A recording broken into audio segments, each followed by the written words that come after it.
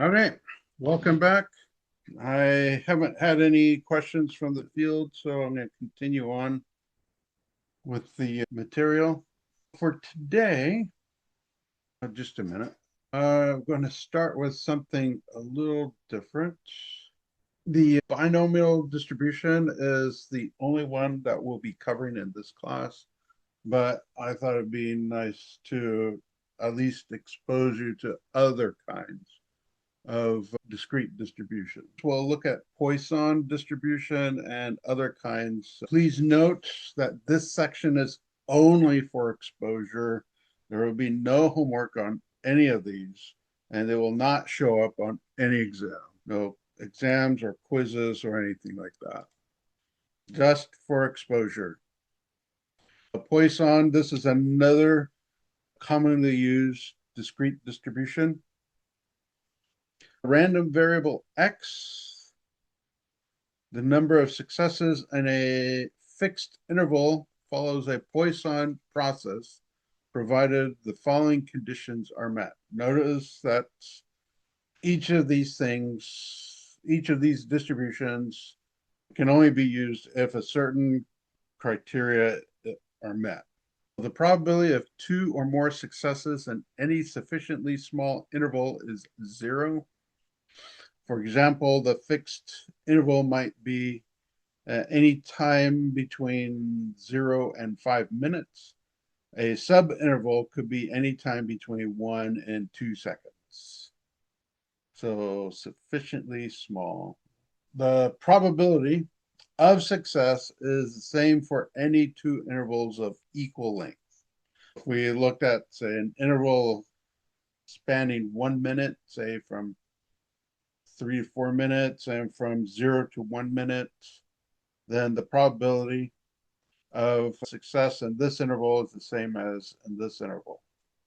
The number of successes in any interval is independent of the number of successes in any other interval, provided the intervals are not overlapping.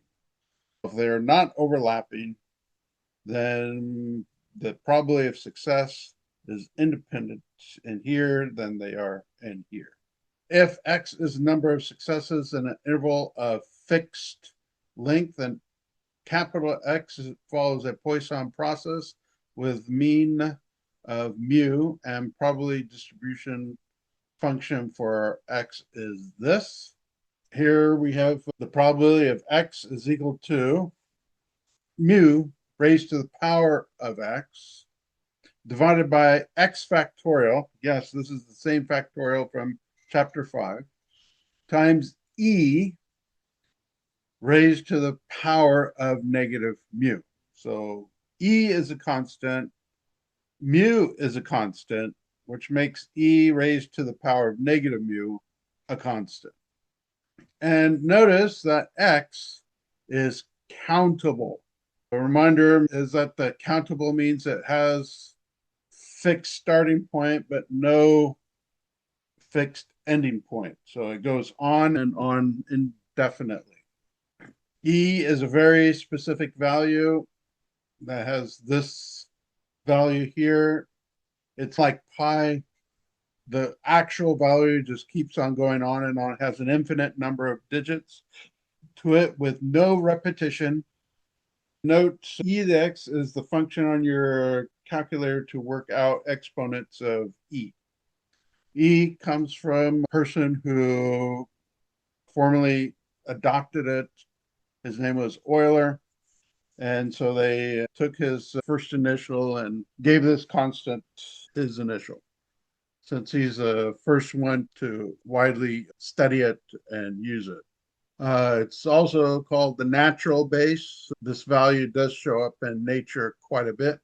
A random variable x that follows a Poisson process with parameter lambda has mean or expected value and standard deviation given by these formulas. The mu of x is equal to lambda times t, and the sigma of x is equal to the square root of lambda t, which is the same thing as the square root of mu of x, where T is the length of the interval.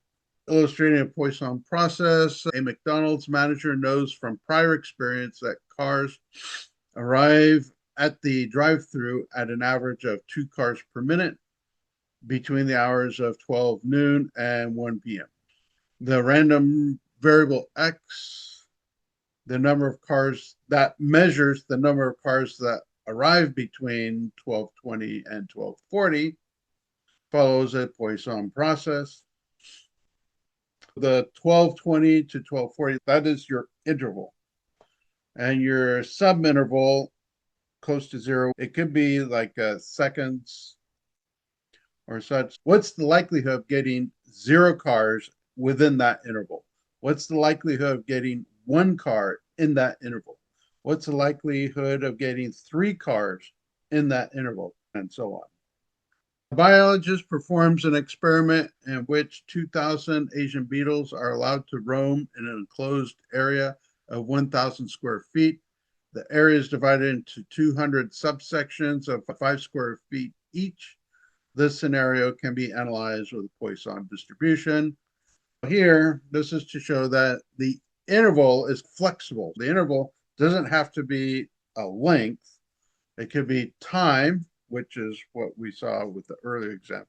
It could also be an area. The interval in this example would be the 5 square feet, 5 or 10 or 20 or 15 or 100. And then the subinterval could be, say, 1 square inch or 2 square inches or something like that. Other kinds of discrete random distributions, multinomial distribution. This is a generalization of the binomial distribution. And instead of being limited to 2 categories, that is success and failure, it can accommodate k categories for any k greater than 1. For n independent trials, each of which leads to success for exactly one of the k categories, the multinomial distribution gives the probability of any combination of number of successes for various categories. Suppose 2 chess players, A and B, have the probability of winning a game at 0.4 and at 0.35 respectively. The probability that the game would end in a draw is 0.25. If you notice, all those adds up to 1. So either one person's going to win or the other person's going to win, or they're going to end up in a draw.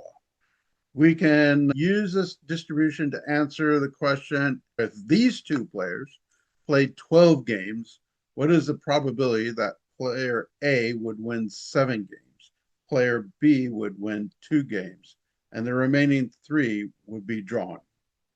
Negative binomial distribution. This is a type of binomial distribution where the number of trials is not fixed. So you can have an arbitrary number of trials. Also, a random variable y is equal to the number of trials needed to make r successes. This distribution is also known as Pascal's distribution. Example of this would be you are surveying people exiting from a polling booth and asking them if they voted independent. The probability P is that a person voted independent is 0.20. What is the probability that 70 people must be asked before you can find 5 people who voted independent? 70 is arbitrary. So it could be asking what's the probability 80 people or 90 people or 50 people or 40 people. With the binomial, you have to fix the number of trials. With this one, the negative binomial, it's negative because we don't know the number of trials. This can be analyzed by Pascal distribution. Still other types of distribution. These are additional kinds of distributions available for analysis. We have the Bernoulli distribution, geometric distribution, hypergeometric distribution. And there are many more like this. Each one of these will have their own conditions before they can be used. Each one of these, if you satisfy the conditions, you can use the distribution. If you're using the distribution, it is automatically assumed that the accompanying conditions are satisfied. That's true with the binomial. That's true with any of these other distributions. We come to the end of that.